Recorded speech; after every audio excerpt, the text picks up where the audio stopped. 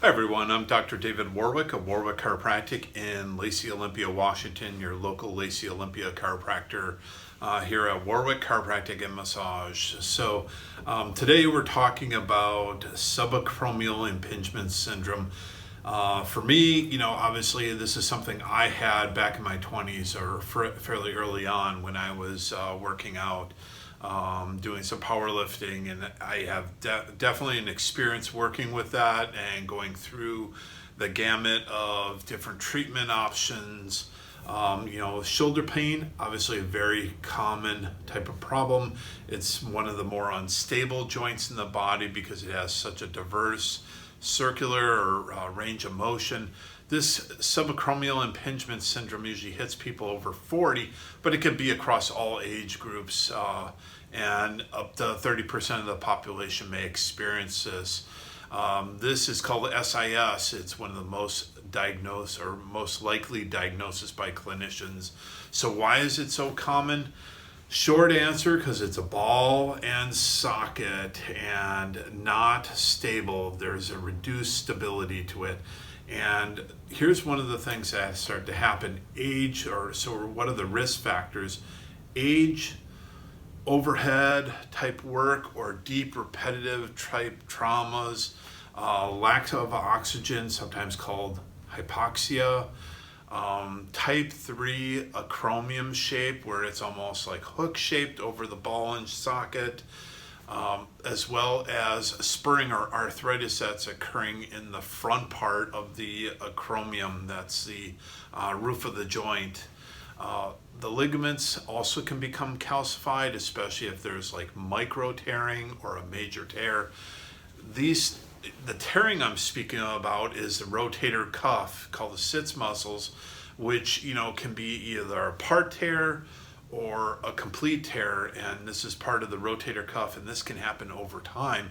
The micro tearing is like little fibers, weightlifters or people that do heavy type of lifting in their jobs can experience this.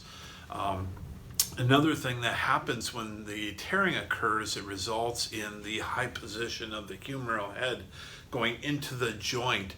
When this shifts up, that's when you feel the subacromial bursa. The bursa is a little sac that can get irritated in there, and that results in bursitis. The bursa is inflamed.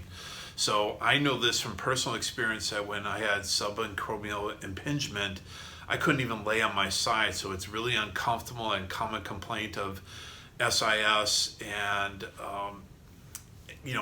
any kind of position really in bed can be uncomfortable and challenging. So therefore your sleep's affected, and any overhead work that you try to do, so your drywallers, things like that, it can experience that.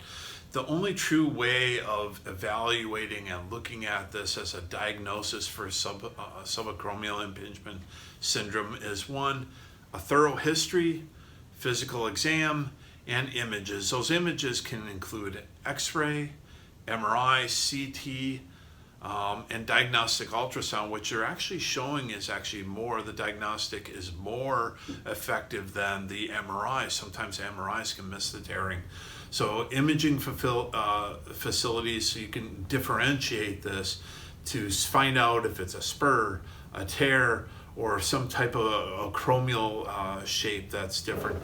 But what we do know is that even after various reviews or studies that are done, that it's advised that patients seek multiple modalities, a multi-modality approach to help people with this. And I know from my perspective, I went through that scenario of doing massage, chiropractic, physical therapy, and they were all helpful. I ultimately ended up having to get surgery because it was bad enough.